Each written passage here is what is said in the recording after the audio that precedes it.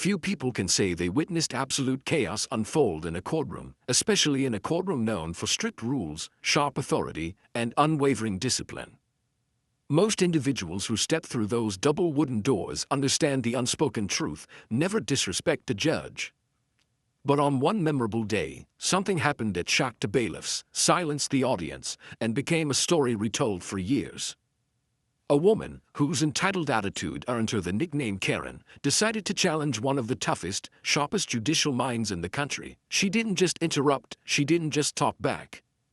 She threw a cup of water at the judge, and 30 seconds later, she found herself in handcuffs, escorted out of the courtroom, and moments away from being booked into county jail. This is the complete story, expanded, detailed, dramatized, and retold in fresh words, of how one person's impulsive anger detonated her own case, destroyed her chances of winning, and landed her behind bars faster than she ever imagined. Karen Whitford considered herself a victim of the world.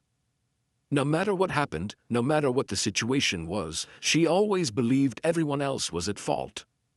Neighbors, co-workers, store clerks, even family members had all complained about her quick temper, her refusal to take responsibility, and her bursts of arrogance that made normal interactions nearly impossible. That behavior eventually brought her into legal trouble. Karen was being sued by her former roommate, Mia, for damaging property, failing to pay rent on time, and creating what Mia called a hostile living environment.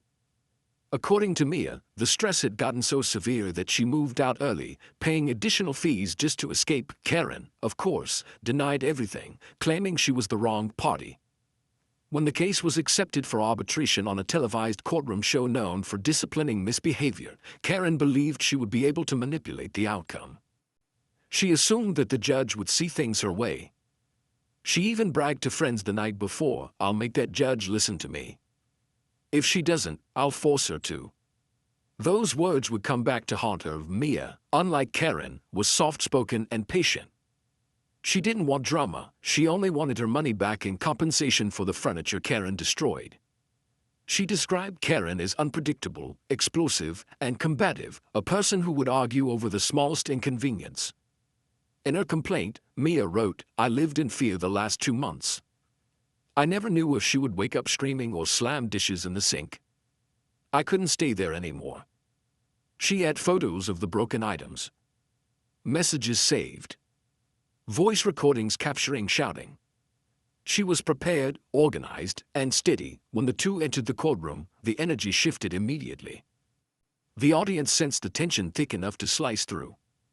The bailiff, experienced enough to read body language, watched Karen closely from the moment she walked in. She strutted, chin high, lips pursed, already annoyed by the process.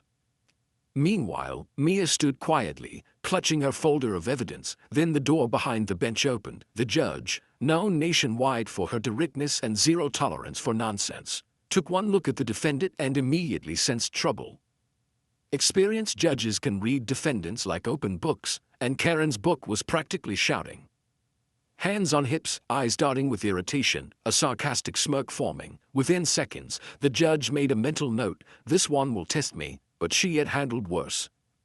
Or so she thought. The judge walked in, and everything was set into motion. Meanwhile, Karen dismissed everything as lies.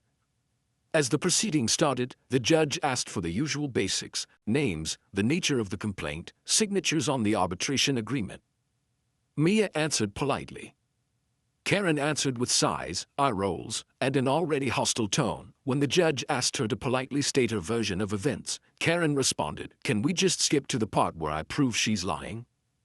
The judge raised an eyebrow. The audience murmured. The bailiff shifted his stance, subtly preparing for potential escalation. That was only minute 1. Mia started presenting her documents. Photos of damaged furniture, timestamped messages, and receipts for repairs. The judge examined each one carefully. Her face tightened with concern. Karen, meanwhile, kept muttering under her breath.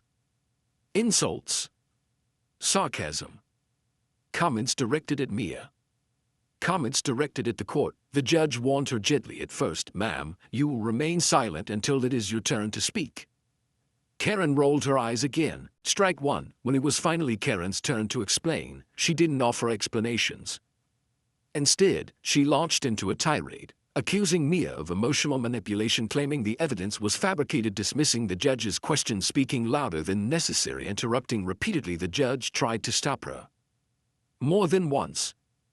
More than twice. Finally, the judge said sternly, "If you interrupt me one more time, there will be consequences." That line sent a ripple through the courtroom, but Karen didn't believe consequences applied to her. The judge asked a straightforward question about the rent agreement. Instead of answering, Karen talked over her again. The judge slammed her gavel. "Enough. This is my courtroom. You will not speak until I allow you to."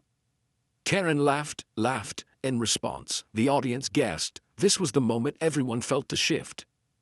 Something was about to explode. On the defendant's podium, a small disposable water cup had been provided, standard for all participants. Karen grabbed it first. The judge assumed Karen simply needed a drink to calm down, but then, in one sudden, impulsive act of pure disrespect, Karen threw the entire cup of water up and toward the judge's bench. Water splattered across the front of the desk. Droplets even hit the judge's robe. The judge froze. The audience fell silent. Even Karen looked momentarily surprised by her own action. Before regaining her defiant glare, she smirked. That was the final mistake. The judge slowly stood. Her voice was calm, calmer than anyone expected. "Bailiff, take her." Those 3 words sealed Karen's fate. The bailiff didn't hesitate for even a heartbeat. He moved, and instantly, Karen backed away instinctively. "Wait, hold on, no. I didn't actually." But the bailiff already had her by the arm. She struggled, she shouted, she tried to twist free. None of it mattered. Her hands were cuffed behind her back. The judge spoke firmly. "You assaulted a judicial officer. That is a criminal act."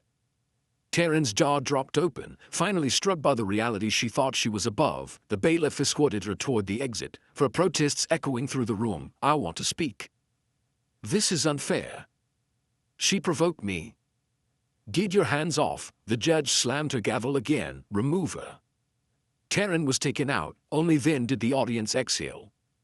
Many people exchanged glances, disbelief mixed with satisfaction. The judge looked at Mia sympathetically. "Your case is ruled in your favor.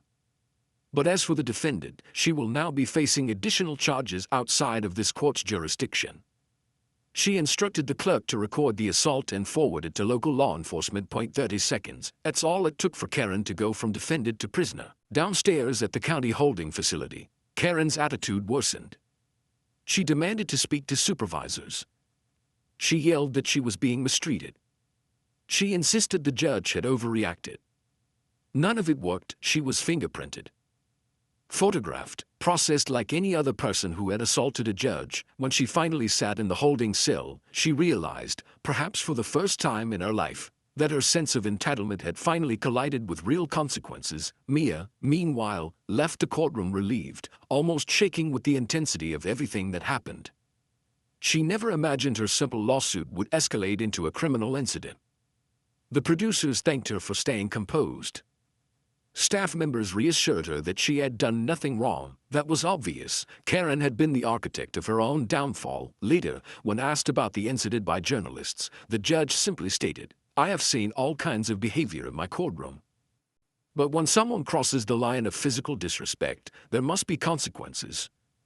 The law protects everyone." It was a reminder that the courtroom, regardless of televised format, is a place of order and respect. Karen had thrown that respect in the form of a cup of water, and the law responded accordingly. Footage of the incident spread across the internet. Social media couldn't believe what they were seeing. Commentators labeled it the wildest courtroom meltdown ever. Memes exploded everywhere. News outlets discussed courtroom decorum and legal consequences for assaulting judges. Many viewers expressed disbelief. What did she think was going to happen? Others pointed out how patient the judge had been up until the water was thrown. The consensus was clear. Karen had crossed a line that no reasonable person would dare approach. Though her identity was partly obscured for legal reasons, people still referred to her simply as Karen, a name representing entitled behavior. Millions saw her meltdown as an example of how arrogance can destroy someone within seconds. Even those sympathetic to defendants generally agreed she did this to herself. Assaulting a judicial officer is taken extremely seriously. Karen's charges included contempt of court, disorderly conduct, Assault on a judge, a criminal offense in many states, she faced fines and potential jail time beyond the immediate holding cell. Her own behavior became her greatest enemy. Weeks later, Karen attempted to defend herself online, claiming she had been provoked, claiming she was misunderstood, and blaming editing. Very few people believed her. Her social media pages were flooded with comments reminding her, "You threw water at a judge.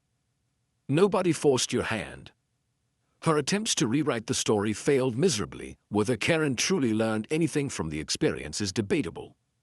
Some people claim she softened over time. Others claim she doubled down on blaming the system, but one fact remains: her impulsive decision, made in a burst of arrogance and anger, changed her life in under a minute. Respect matters. Authority matters. Actions have consequences. One moment of disrespect, one cup of water tossed in anger, was enough to override every excuse Karen had ever made. 30 seconds, that's all it took, from defiant to detained, from smug to handcuffed, from entitled to arrested, and the story continues to live on, retold as a cautionary tale about what happens when arrogance outweighs common sense.